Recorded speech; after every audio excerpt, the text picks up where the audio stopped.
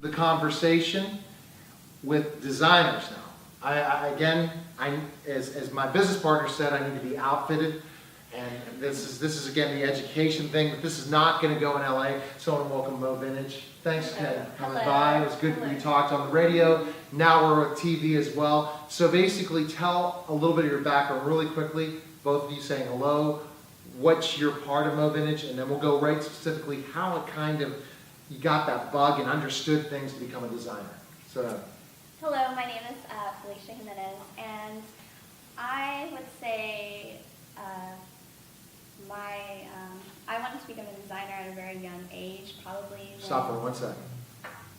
You got to make sure. Stop. Did it go down? Yeah. Okay. You went down right from the beginning. So you're going to have to be loud. Loud, okay. You're going to, or it won't work. So we'll go back. Starting again. Take two. Stand by. We're back here live from LA. Neil Haley, the Total Tutor, TotalTutor.net, Twitter, Total Tutor Neil S. Haley, Facebook, as I continue the marathon of interviews. And one thing I know is I need to be outfitted better. This is more the education thing, but I am not going to make it in Hollywood unless I bring some designers on the show. So I had them on the radio before. MoVintage, thanks for coming by. It's so great, and I want to kind of learn more from you how you kind of came up with your background as designers, but say hello, each one of you, your background in the company, and then we'll go into more of the interview. Okay. My name is Felicia Jimenez, and in the company, I am a designer and buyer. I wanted to become a designer at a very young age, probably when I was 5 or 6 years old. Okay, fantastic. Can you go ahead and introduce yourself too? My name is Erica Moreno. I'm a buyer as well as a stylist for MoVintage. I initially didn't want to be involved in fashion growing up. I didn't really have much of a knack for it. I was somewhat of like a tomboy. And it kind of found me. I pursued more of the business side with starting MoVintage. It just generated from clothing and from my like for clothing. And my fashion sense sort of grew with the company. So in a sense, yeah, fashion found me. We also have another partner, Robert. Which I had on the show before. Yeah, yes, Robert. Yes, he's the business person behind the company. Yes, and he's unable to be here today. Well, he was very interesting, but we're going to kind of go background of both of you. And basically looking at, well, now, how did you kind of, your creativity, how did it develop? When you were a kid, you were very creative, would you say? I've always been very creative, very artsy, always into drawing and creating stuff.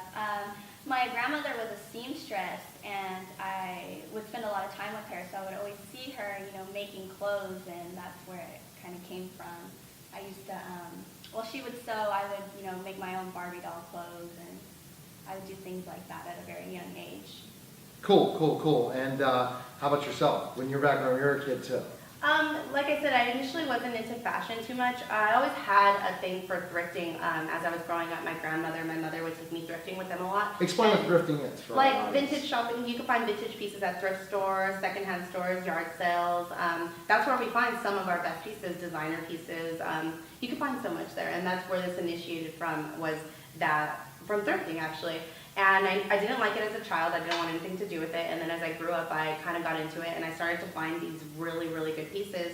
And that's where the business started. And then Felicia and we lived together at one point, and she's always been very artistic, so she was always making stuff. And it was kind of just, it naturally happened for us. So educate us. Let's go to a thrift store. Tell us a normal day at a thrift store trying to develop something. So you go to what type of thrift store in LA would you go to?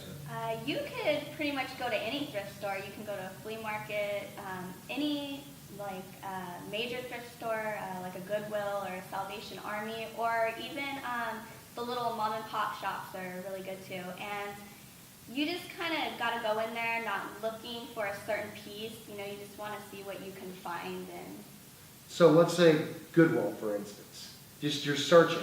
So for myself being this tall and big, can I go searching in a thrift store and find something? What's the possibilities? You definitely can. That's the thing about thrift stores is that the sizes, they vary. Vintage clothing is sized differently. Like the sizing back then was different as opposed to now. As well as some of the stuff's all pre-worn, so it's pretty much worn in. So you never really know with a general, if you are generally a large, you could fit into something that's a small because it's been pre-worn. That's why I said it's usually a hit or a miss with a thrift store. So the types of thrift stores you go to, Goodwill is one of that. Would that be considered one of the thrift Yeah, stores? uh-huh. What other ones are out there? There's Salvation Army. Out of the closet. Yeah, Out of the Closet. We generally enjoy the smaller What about ones. flea markets? Flea markets, Is we that love another flea place to go markets, find stuff Yeah, kind of like a swap meet type thing.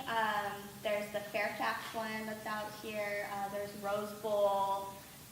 There's also one called the Beat Swap Meet where you can find a lot of rare pieces that you wouldn't see around everywhere. We also enjoy looking at yard sales. A lot of people, they have stuff like stockpiled in their house and they don't really know they have it. So once they find it, they're just trying to get rid of it. And that's where you find a lot of old clothes that people just kind of forgot about. to? Okay, I'm gonna put you on the spot. Okay. Now, forget that I'm being the tutor or the educator, the principal in a way dressed. How would you outfit me for my height? What would you do? Tell me. I definitely love the gold buttons you have going on here. I love those, and I love the tie because Yes. you're not afraid to, use color. But I would definitely put you in something a little bit more fitted.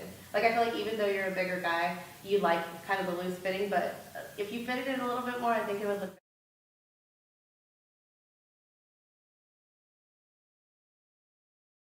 very nice. So, but let's say you're out and I'm just gonna go to a club or something. How would you dress? Definitely a nice blazer, more of a casual pant, because right now you have on like a khaki, Okay. and a different shoe. Which my business partner GJ said, he's got to get me new shoes. Yeah. He's going Yes. shopping for me in Pittsburgh with that. But again, finding size 15, can you think I could find those at different thrift stores as well? You could definitely look. It's hard to find a general size to say, oh, I need this Yeah, size, Right. yeah, you kind of don't know But you anything. can find everything right now. Like with the internet, it's not hard to find these things. Like you can find good thrift pieces on the internet as well. A lot of people sell through Etsy, Right. through eBay. Right. Yeah. So, but with your background, the type of style for me, if it was MoVintage, what would you outfit me? You came up with some good ideas designing wise, but what about when you've talked about using the Native American part and the other part, what would you put in to make me kind of unique in a way? Unique. I'm putting you on the spot and right here and give me an idea.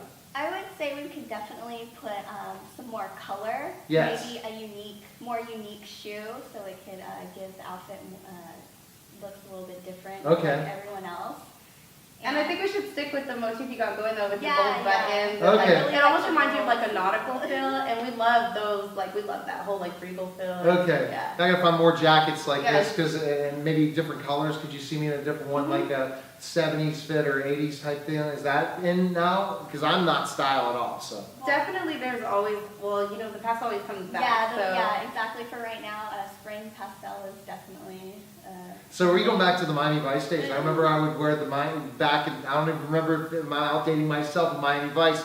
I would dress like Crockett. Mhm. I'd have the white jacket, the white pants, or the pink shirt, Yes. or the blue pastels. Yes, And yes. then what kind of shoes they were wearing? I can't remember. Is that back again, really? That's definitely back. I feel like the younger generation is adopting that style and taking it and kind of making it their own. And that's what's pretty cool about it is that they're taking something that's already been worn and they're making it new to them. And that's what we love about vintage clothing is the reemergence of that style. So for a woman now, let's say you're outfitting somebody that you met today and you want to change things. That's what we're going to have our models on in a little bit for you to kind of saying, they're modeling this and certain things. You know what, one of my wrestling gimmicks, if you were listening to my background, I was talking ham bone or different people. I was a professional wrestler and I played a gimmick called the supermodel. And I was the supermodel protege.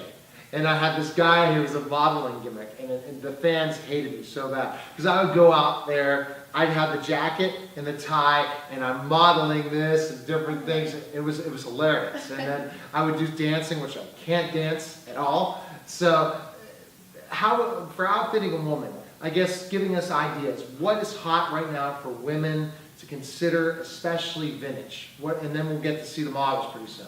Definitely with spring coming right now, you want to take a look at colors. You want to pick colors that are going to accent like the weather. When spring comes out, it's nice, it's sunny. That's exactly Well, what it's we very nice in LA compared to Pittsburgh, Yeah. where and my wife texted me this morning, 33 degrees. And I'm Oh, like, wow. oh, You're like, it's perfect out here. It is perfect out here. Yeah. So you definitely want to pay attention to color. You know, that's something that pops. And in vintage pieces, especially 80s and 90s pieces, you find a lot of these great neons and pastels. Funky prints. A lot of prints, Yeah. yeah. And we're going to show you some of that. Our models are wearing exactly that today.